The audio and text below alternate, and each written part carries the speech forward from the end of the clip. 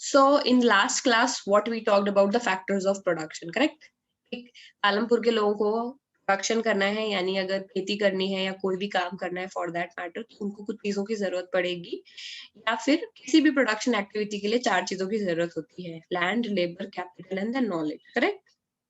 हमने ये देखा था सिंस पालमपुर में 1970 के बाद से प्रैक्टिकली एरिया अंडर कल्टीवेशन तो फिक्स है, यानी क्या बढ़ाया गया है एरिया, उतना ही एरिया वो कल्टीवेट कर रहे हैं, बट देन पॉपुलेशन बढ़ती जा रही है, डेवलपमेंट के लिए और प्रोडक्टिविटी की जरूरत है, तो how they will do it?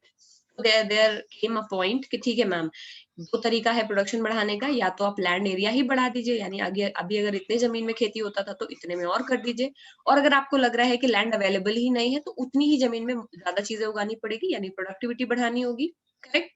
अब प्रोडक्टिविटी बढ़ाने के लिए हमने देखा कि पालमपुर के गांव और यूपी के किसी भी गांव में डिफरेंस है, यानी पालमपुर में हम देख रहे हैं कि वो साल में 3 बार खेती कर लेते हैं सेम लैंड पे। वो प्रैक्टिकली एक लैंड को एक बार यूज करेंगे तो 1 टाइम हुआ, एक ही लैंड को 3 बार यूज किया तो वो 3 गुने लैंड के बराबर हो गया कि नहीं हो गया?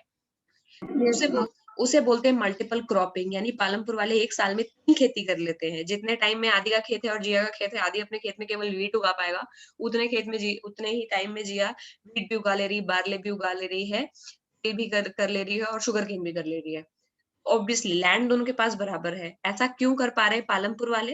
बिकॉज उनको मल्टीपल क्रॉपिंग कर लेते हैं। इसका सबसे बड़ा रीजन ये है, दे हैव बिगर इलेक्ट्रिसिटी वाला, जो इरिगेशन फैसिलिटी है वो अच्छी है पालमपुर में, है कि नहीं? उसमें हमने देखा था कि ग्रीन रेवोल्यूशन के ही टाइम से वहां पर ट्यूबवेल्स वगैरह हैं। ये अपने दिमाग में चीजें सोच के रखे यार, ये तो नॉर्मल सी बात है कि हाँ ऑब्वियसली पालमपुर वाले इतने ज्यादा अभी अच्छे से इसलिए कर पा रहे हैं because they are having better facilities. हम उसी के आगे की बात कर रहे हैं, ठीक है? जैसे कि ऊपर ये टेबल देखो, क्या दिखता है इस टेबल में?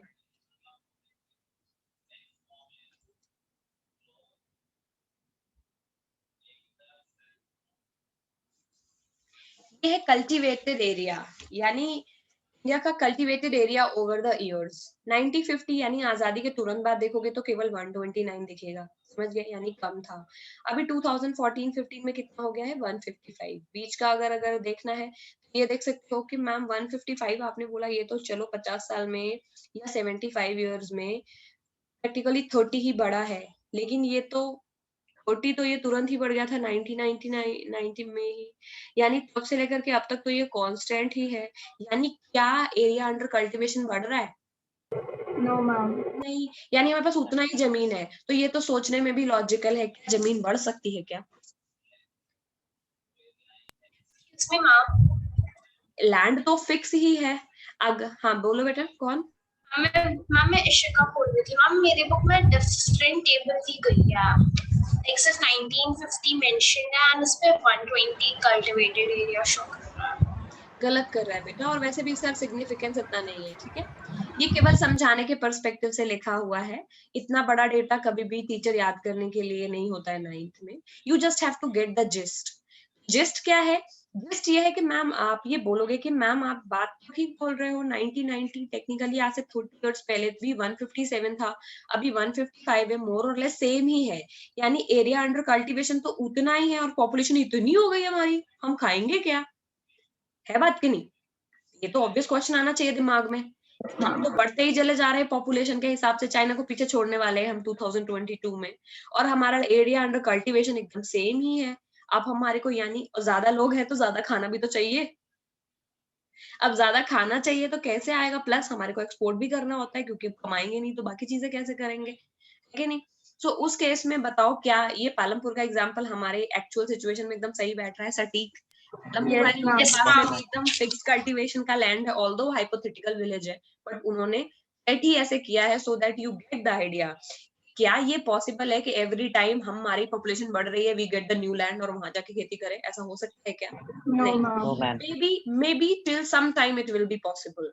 मे बी जब इंडिया की पॉपुलेशन 2-4 हजार ही रही होगी और इंडिया इतना बड़ा था, मे बी देन प्रोडक्टिविटी इतना बड़ा इशू नहीं था, है कि नहीं? आपको जब भी कोई नया बच्चा पैदा हो रहा है तो अलग जगह जाके खेती कर लिया, but after a time country की ऑलमोस्ट पूरी लैंड ऑलरेडी यूज हो चुकी है, उसके बाद पॉपुलेशन बढ़ेगी तब तो कोई तरीका नहीं है ना।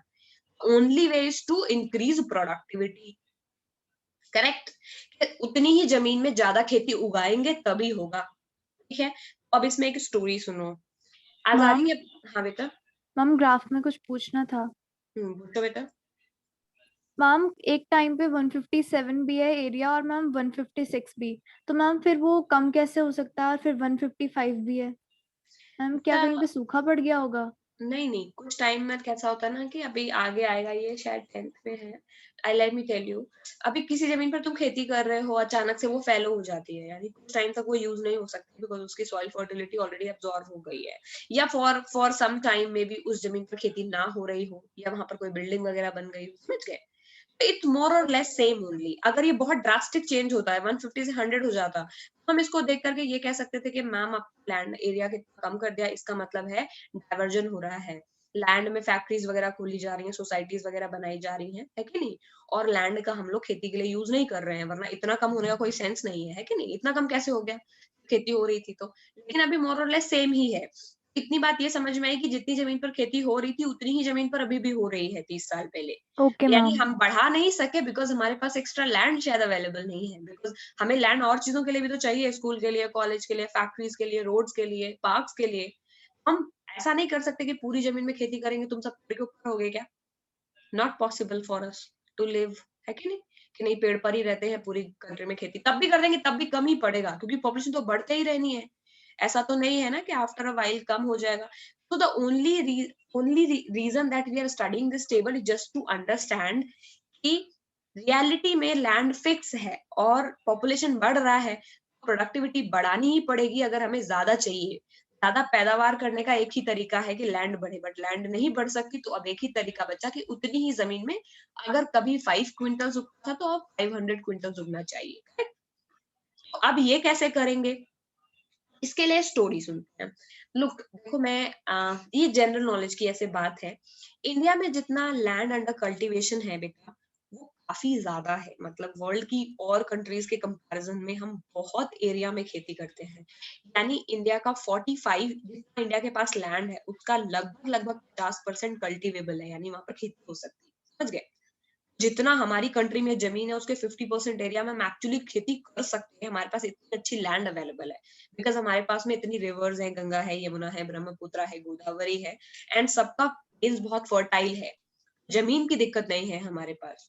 उसके कंपैरिजन में अगर आप यूएस वगैरह की बात करेंगे, या यूएस में तो तब भी खेती होती है, बट अगर आप कनाडा वगैरह की बात करेंगे तो ओनली 4 to 10% लैंड, उनका जितना बड़ा उनका कंट्री है उसके 4 से 10% में ही वो खेती कर सकते हैं, क्योंकि बाकी जगह या तो बहुत ठंड पड़ती है, आइस गिरती है, स्नोफॉल होता रहता है, या तो बाकी जगह में पूरा डेजर्ट ही है, समझ गए? सिमिलरली अफ्रीका ऑल्सो, लैंड है उस कंट्री के पास, वहाँ खेती नहीं हो सकती है बिकॉज वो बहुत सारे एरियाज वहाँ पे डेजर्ट है। तो हम लकी हैं बिकॉज हमारे पास जितनी भी एरिया है उसमें 45% एरिया ऐसा है जिसमें हम खेती कर सकते हैं। ये भी हो सकता था कि हिमालयाज नहीं होते और ये हमारा ये जो पूरा इंडिया है वो पूरा एक टुंड्रा, टाइगा टुंड्रा टाइप का कंट्री होता, जिसमें कि सब जगह केवल आइस ही आइस होता, तो क्या हम खेती कर पाते? नहीं कर पाते, कि नहीं? तो in that case we would not be vegetarian. पूरी वर्ल्ड में हमारी ही कंट्री है जिसमें इतने सारे वेजिटेरियन हैं, फिर हमको जानवरों को ही मार के खाना पड़ता, बिकॉज आप कुछ कल्टीवेट कर ही नहीं सकते हो, तो कैसे होगा? समझ गए? पॉइंट ये है कि हम इतने ज्यादा लकी हैं, उसके बाद में भी प्रॉब्लम थी हमारे कंट्री में, क्यों? बिकॉज हम लकी होने के साथ साथ हमारे पास पॉपुलेशन की भी तो कोई कमी नहीं है ना, हमारे पास लैंड है, लेकिन उसके साथ साथ हमारा फर्टिलिटी रेट भी बहुत ज्यादा है। फर्टिलिटी रेट का मतलब होता है कि पर फीमेल कितना पैदा कर सकते हैं बच्चे एक टाइम पर, तो सारे फीमेल्स का वो इक्वल नहीं होता है, समझ गए?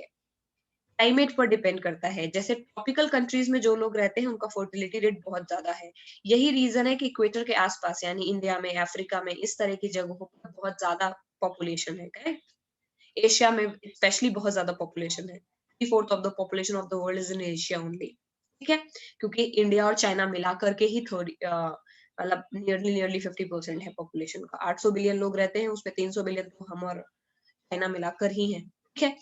तो यानी कि हमारे पास फर्टिलिटी भी बहुत ज्यादा थी, और फर्टिलिटी के चक्कर में हमारे यहाँ बच्चे भी बहुत ज्यादा होते थे, लैंड भी ज्यादा थी। देन आजादी के बाद, क्योंकि हमें पता है कि ब्रिटिशर्स हमारा सारा पैसा ले गए थे, है कि नहीं? अगर इसको अच्छे से सुनोगे तो फिर आगे का 2 3 4 पेज में कुछ नहीं पढ़ने वाला है, ठीक है? तो क्या होता है कि ब्रिटिशर्स हमारी पूरी लैंड ले जाते हैं, लैंड कह रही हूँ, पूरा पैसा हमारा ले जाते हैं, हमारे पास पैसा तो है नहीं, हम टेक्नोलॉजी कैसे लगाएंगे एग्रीकल्चर में, समझ रहे हो? अभी एग्रीकल्चर में प्रोडक्टिविटी बढ़ानी है तो हमको मशीन चाहिए होगी, पावर चाहिए होगी, बिजली चाहिए होगी, पानी चाहिए होगा, ट्यूबवेल चाहिए होगा, वेयर हाउस चाहिए होगा, कोल्ड स्टोरेज जहाँ पर हम सामान उगाएंगे तो रखेंगे, वरना खराब हो जाएगा।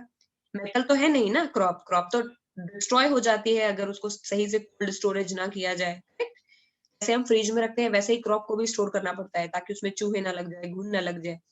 अब इस तरह की इश्यूज हमारे कंट्री में थे जब हम नए-नए इंडिपेंडेंट हुए। फिर उसके बाद क्या हुआ 60s के आसपास हमारी कंट्री में काफ़ी बड़ा सूखा पड़ा और उस समय इंडिया चाइना वॉर भी हो रहा था 1962 आपने सुना होगा शायद इंडिया का 1962 में चाइना के साथ में वॉर हुआ है। वॉर में कंट्री का पैसा बहुत ज़्यादा खर्चा हो गया यानी और भी ज़्यादा गरीबी हमारी कंट्री में आ गई। नियरली 1970 का टाइम ऐसा था जब हमारी कंट्री में मेबी बहुत काफ़ी बड़ा फेमाइन का टाइम चल रहा था सूखा और इंदिरा गांधी की गवर्नमेंट थी उस वक़्त। हमारी कंट्री में खाने के लिए खाना ही नहीं था, खाना ही नहीं था। सो इन दैट केस और हमारे पास लैंड इतना ज़्यादा है बट खाने के लिए खाना नहीं था। ये क्यों था? बिकॉज़ हमारे पास ज़मीन थी बट हमारे पास टेक्नोलॉजी नहीं थी। हमारे पास अच्छे सीड्स नहीं थे, हमारे पास इरिगेशन फैसिलिटी नहीं थी।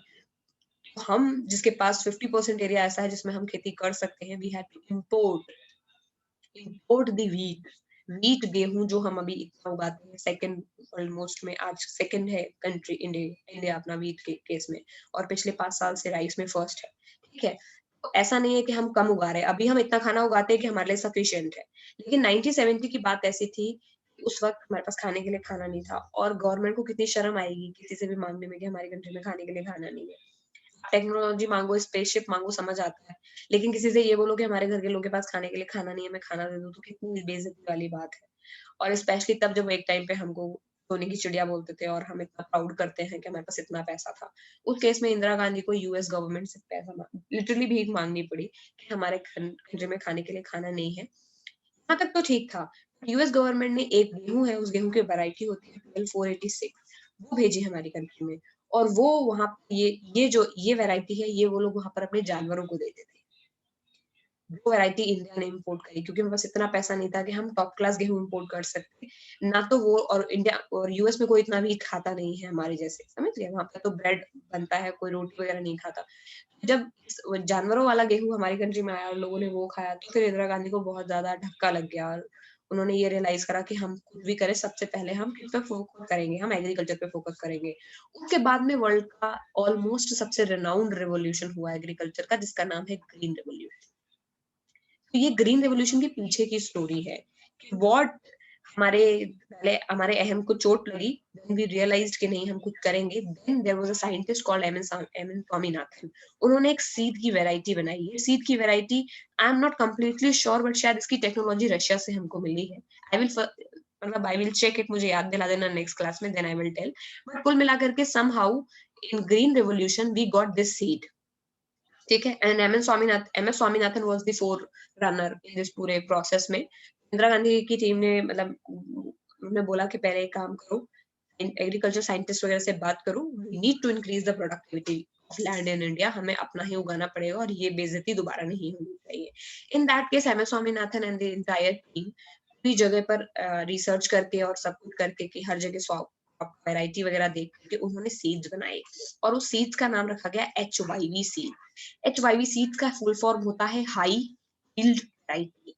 यानी हाई यील्ड का मतलब होता है उत्पादन यानी ऐसे सीड्स जो हाई उत्पादन करेंगे हाई प्रोडक्शन करेंगे समझ गए तो मान लो गेहूं का एक नॉर्मल सीड है जितना गेहूं उगाता है HYV सीड उसका 10 टाइम्स उगाएगा वो सीड ऐसा था वो सीड फिर क्या हुआ पंजाब और हरियाणा ये जो यूपी वाला के आसपास वाला एरिया है इंडो गैंगेटिक जहाँ पे बहुत फर्टाइल लैंड है और जहाँ पर सबसे ज्यादा प्रोडक्टिविटी होती है हमारी कंट्री में सबसे ज्यादा खेती यहीं पर ही होती है वहां पर इन सीड्स को लगाया गया और फिर हमारी कंट्री में गेहूं और राइस बहुत ज्यादा पैदा होने लग गए 10 साल के अंदर अंदर इतना ज्यादा वीट पैदा हो गया हमारी कंट्री में और इसीलिए उसको ग्रीन रेवोल्यूशन बोलते हैं हरित क्रांति और इतना पैदा होने लग गया कि पंजाब के मेजर किसान आजकल धनी है rich because of this seed only उन लोगों ने क्या किया फिर गवर्नमेंट ने इंफ्रास्ट्रक्चर में इन्वेस्ट किया जगह जगह ट्यूबवेल लगाए ताकि इरिगेशन भी अच्छा रहे तो इरिगेशन अच्छा हो गया सीड अच्छा हो गया तो हमारे यहाँ पैदावार बहुत बढ़ गई और धीरे धीरे ग्रीन रेवोल्यूशन के चलते काफी खाना हमारे यहाँ पैदा होने लगा और over the period of the time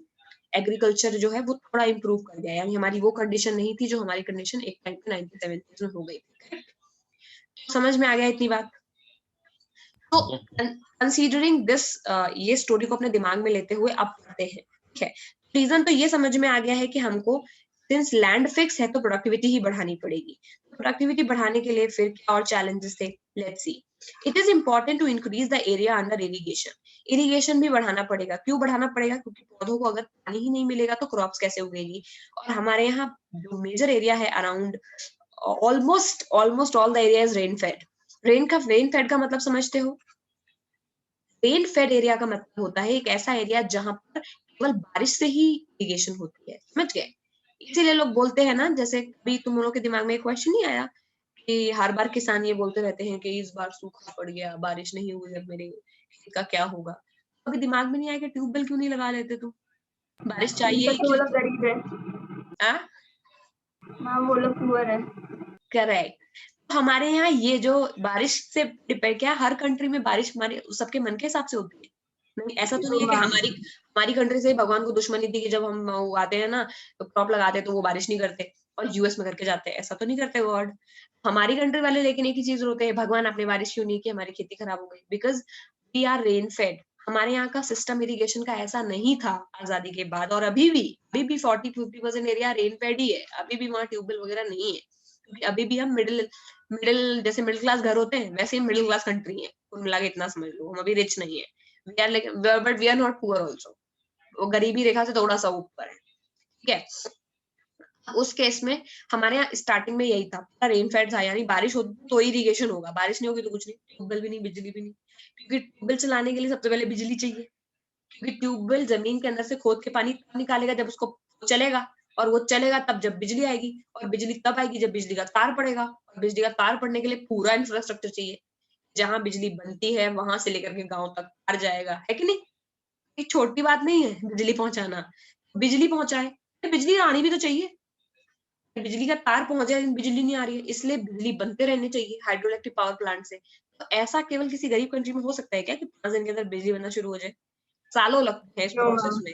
तो इसीलिए काफी लंबे टाइम तक हमारे यहाँ पर रेन फेड ही रही एग्रीकल्चर। खेती तब होगी जब बारिश होगी, और बारिश क्योंकि हमारी कंट्री रहती है ऐसे रीजन में जहाँ पे तीन तरफ से हम पानी से घिरे हैं, तो कभी साइक्लोन, कभी टाइफून, कभी अभी देखो तौकते आया हुआ है बगल में, एक और आ गया है, ठीक है।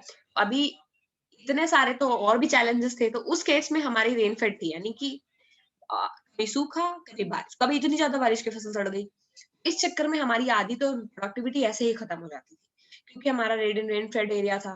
फिर धीरे धीरे इंदिरा गांधी के और ग्रीन रेवोल्यूशन के टाइम पे बहुत जगह ट्यूबवेल लगाए गए, बहुत ही जगह ट्यूबवेल लगाए गए। सब जगह पे लोगों ने, ये देखो मशीनरी दिख रही है ना, ये ग्रीन रेवोल्यूशन में मॉडर्न फार्मिंग मेथड। अब कोई तुमसे पूछेगा कि मॉडर्न फार्मिंग मेथड क्या है, तो बोलोगे ट्रेडिशनल में तो मुझे ऐसा लगता है कि कुछ होता नहीं था। रेन फेड यानी बारिश बारिश होगी तब होता था। वाइल्ड वैरायटी सीड्स भी नहीं थे, इरिगेशन की टेक्नोलॉजी भी नहीं थी, फार्म की machinery, tractor, warehouse, pesticides, ये सब भी नहीं था। पेस्टिसाइड का मतलब मैं बताती हूँ, यानी और कीड़ों को मारने के लिए। करेक्ट, फर्टिलाइजर्स भी नहीं था। बोलोगे ये सब नहीं था तो हम लोग गरीब थे, यानी तब तो मॉडर्न थे नहीं। ये सब होगा तभी तो मॉडर्न हो जाओगे। यानी मॉडर्न बहुत बड़ा टर्म नहीं है। मॉडर्न का मतलब जो आज के टाइम पे खेती होती है। तो आज के टाइम पे क्या होता है, आज के टाइम पे थोड़ा हम लोग गरीबी से ऊपर आ गए हैं। तो में अभी गरीब किसानों के पास तो ट्यूबवेल नहीं होता है, जो मिडिल क्लास किसान है उनके पास ट्यूबवेल होती है, ठीक है। तो व्हाट दे डू, उनके खेती करने का टाइम आता है, वो एक अच्छा वैरायटी का सीड लेकर के आते हैं। आजकल सीड गवर्नमेंट ओन्ड भी और बाकी जगह पे भी सीड सेंटर्स होते हैं, जहां पर आप जाकर के अच्छी वैरायटी के सीड खरीद सकते हैं। वरना हमारे यहाँ के किसान क्या करते थे, अपने खेत में जो उगा है उसका एक बुरा रख लेते निकाल करके, इसी को अगले साल बोएंगे, समझ गए। वो हाई वैरायटी सीड कभी नहीं लगाते, अपने ही खेत का सीड वापस उसमें डाल देते थे, समझ गए। सीड भी खरीदते नहीं थे कोई वैरायटी का, अच्छा वैरायटी का सीड। अभी अच्छे वैरायटी का सीड से अच्छे वैरायटी का सीड पता होगा, फिर उससे अच्छे वैरायटी का सीड पता होगा, है कि नहीं। तो अभी क्या करते हैं वो लोग, वैरायटी का सीड्स लेकर के आते हैं। अभी ट्रैक्टर वगैरह से प्लोइंग करते हैं। पहले प्लोइंग हंसी उससे की जाती थी, स्पेड वगैरह से अच्छी तरह से प्लोइंग होती भी नहीं थी। प्लोइंग का क्या एडवांटेज है, कभी गमला प्लांटिंग किया है का, यस भी मैम। है करनी तो चाहिए। उसमें तो उससे लंग्स तोड़ते हैं ना उसके। उससे पता चल जाएगा कि क्या इंपॉर्टेंस है प्लोइंग का। अगर आप पानी डालते रहेंगे और ऊपर वाली लेयर को ऊपर ऐसे नीचे नहीं करेंगे, तो पलट पलट के न्यूट्रिएंट्स कभी एब्जॉर्ब ही नहीं होते हैं, वो एक पूरी लेयर जम जाती है गमले में ऊपर, ठीक है, फिर पानी उसमें से सिर्फ नीचे जाता है, कुछ टाइम बाद पेड़ जो है वो न्यूट्रिशन उसको नहीं मिलता और वो मर जाता है। क्या होता है, जब हम ग्रोइंग करते हैं तो नीचे वाली सॉइल ऊपर आती है, नीचे वाली सॉइल ज्यादा बेटर सॉइल और होती मैम है, ऑक्सीजन नहीं मिल सकता है और फिर उससे क्योंकि छिद्र खुल जाते हैं, यानी थोड़ा स्पेस आ जाता है, मिट्टी के बीच में टूट जाती है, तो उससे ऑक्सीजन जाती है, समझ गए। उससे जो हमारे यहाँ का नीचे सॉइल बैक्टीरियाज वगैरह होते हैं जो नाइट्रोजन फिक्सेशन वगैरह करते हैं, उससे वो सॉइल की फर्टिलिटी बढ़ाते हैं, समझ गए। और बेटर फिर आप उसमें फर्टिलाइजर डालते हैं, तो एक तरह से आप मिक्स कर रहे हैं, सॉइल को तोड़ तोड़ के उसके अंदर और नया फर्टिलाइजर मिक्स कर दिया, उसमें ऑक्सीजन पानी वाटर डाल करके उसको ऐसा बनाना है full of nutrients, so that plant जब उसमें लगे तो एकदम मजा आ जाए प्लांट को कि अब तो मैं बढ़ते ही जाऊंगा जब तक पक नहीं जाता। ऐसा नहीं कह रहे, इसमें तो कुछ भी नहीं है, प्लांट्स बेचारा एक लिमिट तक ही, तो प्लांट्स की जड़ों को पानी चाहिए और न्यूट्रिशन चाहिए, अगर उनको न्यूट्रिशन नहीं मिलेगा तो वो बौने रह जाएंगे, जैसे बच्चों को न्यूट्रिशन नहीं मिलता तो वो छोटे रह जाते हैं, correct? तो जो छोटे रह जाते हैं तभी बोलते हो आप कि उसमें फ्रूट्स नहीं आए, यानी क्रॉप अच्छा नहीं उगा। क्रॉप को जितना न्यूट्रिशन मिलेगा वो उतना अच्छा उगेगा। तो ये सिचुएशन हमारे यहाँ पहले नहीं थी, क्योंकि पहले हम लोग अच्छे सीड्स नहीं यूज करते थे, ग्रोइंग के लिए अच्छी चीजें नहीं थी। अभी कुदाल या फिर स्पेड जो होता है, जो ऐसे डंडे टाइप का होता है और उसमें नीचे एक ऐसा ब्लेड टाइप का लगा होता है, ऐसे ऐसे करके खोदते हैं, कभी देखा है स्पेड? Yes ma'am. यस कोई मैम। कोई है जिसने स्पेड नहीं देखा? तो ऐसे से होता है, ऐसा करके, ऐसा कुदाल टाइप का ऐसा, और ऐसे खोदते रहते थे उसको, इससे अच्छी प्लोइंग नहीं हो पाती थी, करेक्ट। लेकिन फिर क्या होने लगा है, आजकल आजकल सीजन के टाइम पे ट्रैक्टर रहता है, ट्रैक्टर पूरी प्लोइंग कर देता है, प्लोइंग करने से अच्छे से नीचे वाली मिट्टी ऊपर आ जाती है, ऑक्सीजन वगैरह सप्लाई होने लगती है, लोग उसमें सीड्स डालते हैं ऐसे स्कैटर करके, फिर उसके ऊपर सीड्स में फिर प्रॉपर वाटरिंग करते हैं। वाटरिंग क्यों कर पाते हैं? Because now we have pump, समझ गए। यानी जब भी बिजली भी आती है आजकल गांव में, मोदी जी का इलेक्ट्रिसिटी अभियान देखा है, 2022 तक हर घर में बिजली होगी, कहीं भी ऐसा नहीं होगा जहाँ बिजली ना पहुंचे, तो हर जगह बिजली है, तो इस वजह से लोगों ने फिर ट्यूबवेल लगा लिए हैं, तुरंत मोटर, जैसे घर में मोटर पानी खींचती है, ठीक है नहीं, वैसे ही खेत में भी सेम चीज होती है, मोटर चलती है, नीचे से ग्राउंड वाटर ऊपर आ जाता है, टाइम पे इरिगेशन हो जाता है। फिर उसके बाद में कुछ टाइम के बाद में जब अगर फसल बड़ी होने लगती है तो खतरा रहता है कहीं फसल को कीड़े वीड़े ना लग जाए, क्योंकि पेस्ट वगैरह तो इस सॉइल में बहुत जल्दी लग जाते हैं ना कीड़े, उसके लिए पेस्टिसाइड यूज करते हैं ताकि फसलों को कीड़े ना खा जाए। फिर अगर कभी लगता है कि फसल और अच्छी नहीं हो रही तो उसमें मिट्टी में खाद डालते हैं, जिसको बोलते हैं फर्टिलाइजर, फर्टिलाइजर डालते हैं तो मिट्टी की प्रोडक्टिविटी और बढ़ जाती है, समझ गए। सो फिर उसके बाद में फाइनली फसल हमारी रेडी हो जाती है, और फिर हमारे पास में भी स्टोरेज का सिस्टम भी है, जहाँ पर हम बहुत बड़े बड़े वेयर हाउसेज वगैरह होते हैं जहाँ पे स्टोर होता है ग्रेन, वहाँ स्टोर कर देते हैं। तो ये सारी चीजें मॉडर्न फार्मिंग मेथड है। समझ में आ गया क्या होता है modern farming methods? Yes ma'am. Same time green revolution भी समझ आ गया। So now what do you have to do, you have to make this वाला ये मॉडर्न फार्मिंग मेथड वाला diagram and the green revolution, both you will have to write. मैं वाला page complete कर लें, फिर करते हैं, ठीक है। ओके, yield क्या होती है? yield is a measure of the crop produced on a given piece of land during a single season. yield का मतलब ये है कि ये इतनी piece of land है, मान लो इतनी जमीन है, इस पर एक सीजन में कितना होगा, उसको yield बोलेंगे, समझ गए, यानी प्रोड्यूस कितना पैदा हुआ, तो इन्हें कितना पैदा हुआ वो yield है। मतलब mid 1916 seeds used in the cultivation were traditional ones, अभी मैंने बताया पहले जो थे वो किसान लोग अपने ही खेत के एक बड़े सीड अलग रख लेते थे और उसी को ही यूज करते थे, HYV सीड यूज नहीं करते थे। ट्रेडिशनल जो सीड्स होते थे उनको कम इरिगेशन लगता था। Farmers used cow dung and natural manures as fertilisers. All these were readily available with the farmers who did not have to buy them. The Green Revolution in the 1960s introduced the Indian farmer to the cultivation of wheat and rice using HYV seeds. ठीक है, तो green revolution में हम लोग कौन से seeds use करने लगे? HYV, high yield variety seed, traditional seeds को हटा करके। HYV सीड्स जो थे वो मच अमाउंट ऑफ ग्रेन पैदा करते थे सिंगल प्लांट में, ठीक है। As a result same piece of land would now produce far larger quantities, इसीलिए अब उतनी ही जमीन में ज्यादा पैदा होने लगा, क्योंकि HYV सीड ही चेंज कर दिया हमने, जिससे प्लांट बनता है, बात ही खत्म। जिस प्लांट में पहले थोड़ा उगता, सीड नया होने की वजह से उसी प्लांट में बहुत ज्यादा उगने लगा, समझ गए। और HYV सीड्स ने पूरा इंडियन एग्रीकल्चर को देखने का तरीका बदल दिया। लेकिन HYV सीड्स के साथ एक दिक्कत है कि उनको बहुत सारा पानी चाहिए होता है और केमिकल फर्टिलाइजर भी चाहिए होता है, क्योंकि वो ज्यादा सीड है। ये तो वही बात होगा ना कि जितना हेल्दी बच्चा होगा उतना ज्यादा खाना खाएगा, है कि नहीं। HYV सीड्स काफी हेल्दी सीड है, उसको ज्यादा पानी भी चाहिए, ज्यादा खाना भी चाहिए, तब जाकर के वो ज्यादा प्रोड्यूस करता है। इस चक्कर में ये बताओ, ये फिर कौन लोग कर पाएंगे? मैम जो रिच फार्मर्स होंगे। करेक्ट। तो एक तरह से ग्रीन रेवोल्यूशन का एक साइड इफेक्ट ये भी था कि जो लोग पुअर थे वो इसका फायदा नहीं उठा सके, बिकॉज इतना फर्टिलाइजर, इतना पानी, ट्यूबवेल और ये सब वो अफोर्ड नहीं कर सकते थे, ठीक है नहीं, जितना चीज एचवाईवी सीड्स को चाहिए। लेकिन जो रिच थे वो और रिच हो गए, बिकॉज वो पहले से ही रिच थे और एचवाईवी सीड्स को और पानी दे करके और खाना दे करके उन्हें और प्रोडक्टिविटी बढ़ाई तो और रिच हो गए। एक तरह से ग्रीन रेवोल्यूशन ने प्रोडक्टिविटी बढ़ाई लेकिन इनइक्वालिटी भी बढ़ा दी, है नहीं, कि गरीब और गरीब हो गया और अमीर हो गया। अरे कुछ जा रहा है किसी के दिमाग में? Yes ma'am. Yes ma'am. Yes ma'am. Okay, चलो भाई इसी के साथ आगे चलते हैं। आगे कहाँ जाएंगे? ओके, पेस्टिसाइड भी चाहिए, ठीक है, ये बात भी ठीक है। Higher yield but the possible only from a combination of HYV seeds, यानी हायर यील्ड तभी मिलेगी जब आपके पास में प्रॉपर सीड्स भी हो, इरिगेशन भी हो, केमिकल फर्टिलाइजर भी हो, सब कुछ चाहिए, सब कुछ चाहिए एचवाईवी सीड्स को। इसीलिए पंजाब और ऐसे हरियाणा के वो किसान जो कि लार्ज लैंड ओनर्स थे, जो कि बड़े किसान थे, they could reap the benefit of green revolution, उनको बहुत फायदा हुआ उससे, ठीक है। फिर क्या हुआ आगे? फार्मर्स ऑफ पंजाब हरियाणा, ये तो वही लिख दिया है, were first to try out modern farming method, यानी पंजाब हरियाणा और वेस्टर्न यूपी के लोग ने सबसे पहले ये मॉडर्न फार्मिंग मेथड ट्राई करे इंडिया में। Farmers in these region set up tubewells, उन्होंने ट्यूबवेल लगाए, एचवाईवी सीड्स लगाया, केमिकल फर्टिलाइजर दिया, पेस्टिसाइड दिया, pressure harvester, tractor which made ploughing and harvesting faster. दिख रहे हो, सब पढ़ लिया है तुम लोगों ने, ठीक है। Palampur the yield of wheat grown from traditional varieties was 30। अब सेम फिर चलते हैं अपने हाइपोथेटिकल विलेज पर, इंडिया की बात तो हमने कर ली। अब पालमपुर में भी जब ये बता रहे कि भाई जब एचवाईवी सीड्स की बात करी, जहां पर ट्रेडिशनल वैरायटी लगाए थे तो 1300 केजी पैदा होता था पर हेक्टेयर में, एक हेक्टेयर में। एक हेक्टेयर के बारे में हम लोग ऑलरेडी बात कर चुके हैं, 1.6 एकड़ होता है, लेकिन हम लोग हेक्टेयर में ही बात करेंगे लैंड में, ठीक है।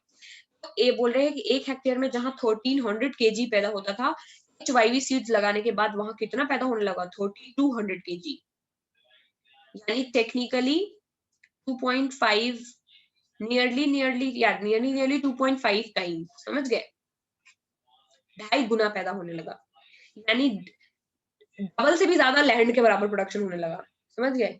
इतना भाई, एक हेक्टेयर में 1300 होता तो 2 हेक्टेयर में जाकर के 2600 केजी होता, अभी उतने ही हेक्टेयर में 3200 केजी हो रहा है, केवल एचवाईवी सीड्स और यूज करने की वजह से, समझ गए। तो देख रहे हो कि कितना ज्यादा सरप्लस जनरेट हो रहा है, उतने ही एरिया में 2.5 गुना प्रोडक्शन बढ़ गया, यानी पूरी कंट्री में जितना प्रोड्यूस होता है, समझो एचवाईवी सीड्स लगाएंगे तो उसके 2 गुना से भी ज्यादा हो जाएगा, ठीक है।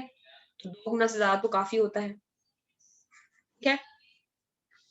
ओके, लिखना है तब तक इसको लिख लो कि मॉडर्न फार्मिंग मेथड्स में क्या चाहिए होता है और एचवाईवी सीड्स को क्या चाहिए ये भी लिख लो, ठीक है।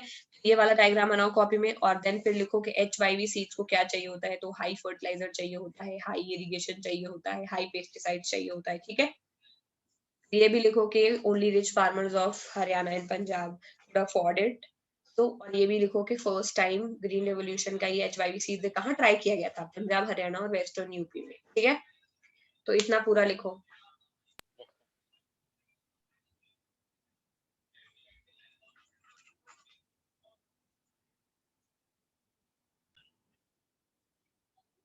What is the difference between multiple cropping and modern farming method?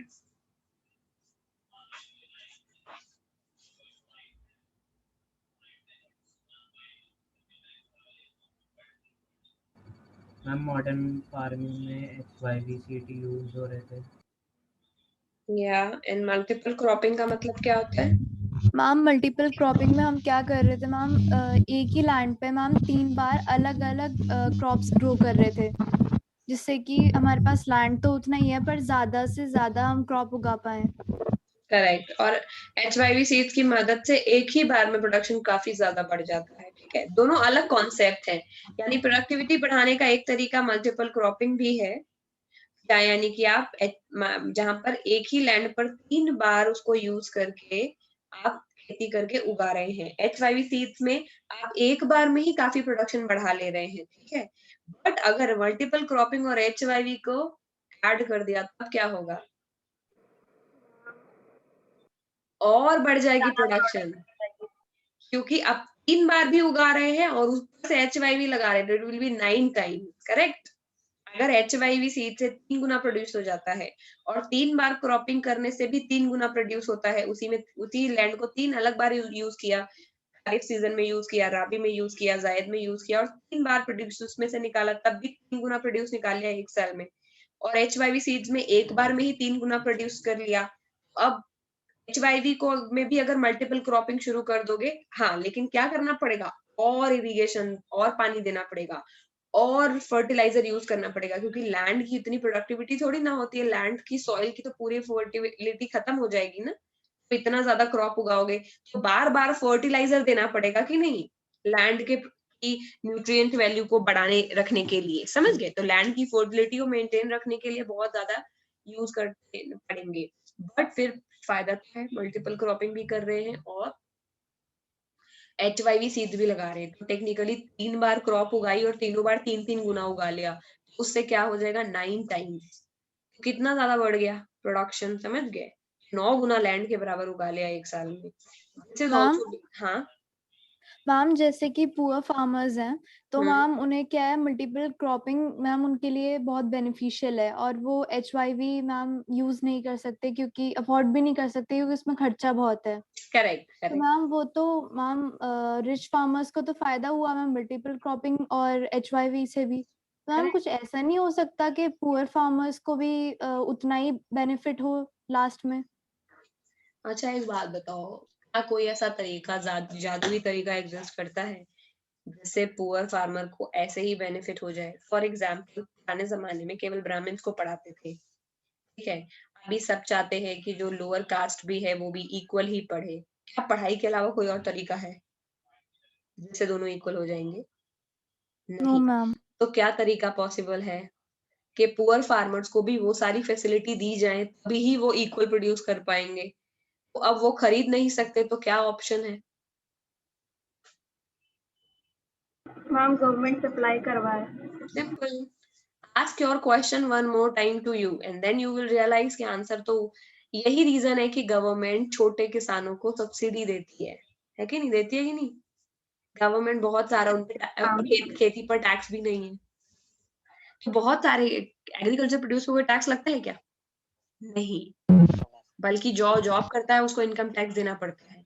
तो बहुत सारा गवर्नमेंट ऑलरेडी कर रही है, समझ गए, किसानों के लिए, but it is not sufficient, because government को क्या करना पड़ेगा, फैसिलिटीज भी देनी पड़ेंगी, at the same time infrastructure भी मजबूत करना पड़ेगा, उनको इरिगेशन का, उनको हर जगह इलेक्ट्रिसिटी पहुंचाना पड़ेगा और रोड भी बनाना पड़ेगा। फार्मिंग लास्ट रिजॉर्ट में इम्प्रूव हो सकती है, क्योंकि तुमने सब कुछ दे दिया और फिर रोड ही कच्ची है, वहां पे ट्रक व्रक जाता ही नहीं है, तो फार्मर अपना प्रोड्यूस लेके कहाँ जाएगा बेचने, समझ रहे हो? बहुत कॉम्प्लिकेटेड है, this issue is not so simple, लेकिन तरीका एक ही है, we keep on working until we are equal. तो ये बात सही है कि मॉडर्न फार्मिंग मेथड्स फायदेमंद हैं रिच लोगों के लिए ऑलरेडी, बट देन इसका ये मतलब नहीं है कि गरीबों का कोई फायदा नहीं होगा। ये कह सकते हो तुम रिच लोग का ज्यादा हो जाएगा, गरीबों को उतना बेनिफिट नहीं है, बट HYV सीड गरीबों के लिए भी इक्वली बेनिफिट है, गरीबों के पास जमीन भी कम होती है, अगर वो केवल थोड़ा सा ही इन्वेस्ट करेंगे तब भी वो काफी प्रोड्यूस कर पाएंगे, करेक्ट? और गवर्नमेंट ने जैसे यूरिया वगैरह पे भी गवर्नमेंट ने यूरिया का प्राइस कंट्रोल कर रखा है, समझ गए? गवर्नमेंट फर्टिलाइजर का प्राइस भी कंट्रोल करती है, सो दैट मार्केट मैन्युफैक्चरर्स ऐसा ना हो कि फर्टिलाइजर इतना महंगा कर दे कि केवल अमीर लोग ही खरीद पाए, समझ गए? तो it is being done, the more you will learn the more you will understand, once we will study the civics थोड़ा और डिटेल में, समझ गए? कॉन्सेप्ट समझ में आई थिंक सबको आ गया होगा। तो पहला Yes, क्वेश्चन ma'am. भी इजीली समझ आ गया है कि what is the difference between multiple cropping and modern farming method. Modern farming method ये पूरा गोलू गोलू ये सब कुछ है, और मल्टीपल क्रॉपिंग का मतलब ये है कि एक ही लैंड में एक बार से ज्यादा, 2 बार 3 बार, कोई कोई कंपलसरी रूल नहीं, 3 ही बार करना पड़ेगा तभी मल्टीपल क्रॉपिंग होगा, मोर देन 1 करोगे तब मल्टीपल होगा, ठीक है? ओके, अभी ये फॉलोइंग टेबल है, ये हमको ये दिखाता है कि production of wheat and pulses after green revolution. देखो मजेदार चीज है इसमें, क्या हम ऑब्जर्व कर पाएंगे इस टेबल में? देखो क्या हो रहा है कि पहले 1966 में ये प्रोडक्शन ऑफ जो पल्सेस है वो 10 है और व्हीट भी 10 है। 1977 में ये देखो प्रोडक्शन ऑफ पल्सेस 11-12 ही हो रहा है, क्योंकि पल्सेस में तक HYVC नहीं लगा रहे थे, वीट और राइस में ही लगाते। वीट का देखो कितना 2.4 हो गया है कि नहीं, 81 में भी बढ़ गया है। तो देखो वीट का लगातार बढ़ते बढ़ते कितना आ गया है, 97 है कि नहीं। और पल्सेस का उतना ज्यादा नहीं है, इतना तो देख करके पता चल रहा है, ठीक है। The following table shows us the production of wheat and pulse in India after Green Revolution in the units of. What is the Green Revolution equally both? What was the Green Revolution equally successful for both crops? दिख रहा है क्या? ये पूछ रहे हैं कि भाई ग्रीन रेवोल्यूशन के बाद की ये टेबल हमने बताई है, ग्रीन रेवोल्यूशन के बाद इतना प्रोड्यूस हो रहा है दोनों में, ये बताओ कि क्या वीट और पल्स, पल्स का मतलब होता है दालें, क्या गेहूं और दाल दोनों के लिए ग्रीन रेवोल्यूशन इक्वली सक्सेसफुल है? नहीं। साफ साफ दिख रहा है कि वीट तो काफी ज्यादा प्रोड्यूस हो रहा है और पल्सेस के केस में ग्रीन रेवोल्यूशन ने उतना काम नहीं किया है, ठीक है। इसका मेजर रीजन ये भी है कि बहुत सारे लोग पल्सेस उगाना नहीं चाहते थे उस वक्त, बिकॉज वीट में बहुत जल्दी बहुत ज्यादा रिजल्ट देखने को मिल रहा था। तो what did everybody started growing wheat, कि चलो वीट ही उगा लेते हैं, कम चीज में ज्यादा काम हो जाएगा, पल्सेस के चक्कर में कौन पड़े, समझ गए। पल्सेस में थोड़ा रख रखाव भी ज्यादा है और इतना ध्यान पल्सेस की तरफ दिया नहीं गवर्नमेंट ने, मेन फोकस भी गवर्नमेंट का भी वीट की तरफ ही था, समझ गए। इसका मतलब ये नहीं है कि सीड्स खराब था, कोई ये सोचेगा नहीं, वीट उगाया ज्यादा, पल्सेस उगाया ही नहीं ही लोगों ने, ज्यादा फोकस ही वीट और राइस की तरफ था पंजाब में, समझ गए। दालों पर उतना फोकस नहीं किया, इसीलिए उतना पैदा नहीं हुआ। अभी आजकल पल्सेस पे फोकस कर रहे हैं, वरना पल्सेस उगाना तो बहुत अच्छा है, बिकॉज पल्सेस जो है वो नाइट्रोजन फिक्सेशन भी करती हैं। इन अ वे पल्सेस जो हैं they are good for the fertility of soil, समझ गए। लेग्यूम्स क्रॉप आएंगे साइंस में, they do the nitrogen fixation, समझ गए। एटमॉस्फेयर के नाइट्रोजन को फिक्स करके, ऑलरेडी यूरिया में भी तो नाइट्रोजन ही होता है ना, ऑलरेडी नाइट्रोजन पल्सेस की जो जड़ें होती हैं वो खुद ही ये नाइट्रोजन फिक्सेशन कर लेते हैं, एटमॉस्फेयर से नाइट्रोजन को लेकर के खुद ही अपना बना लेते हैं। मैम ये पढ़ा है? मैम ये पढ़ा है। हाँ, तो फिर तो समझ आ ही रहा होगा। क्रॉप्स उगाने से फायदा भी है, बट ग्रीन रेवोल्यूशन समहाउ ज्यादा फोकस राइस और वीट पर ही किया गया था, तो इसीलिए ज्यादा प्रोडक्शन हमें वील्ड में देखने में वीट का ही मिला, ठीक है।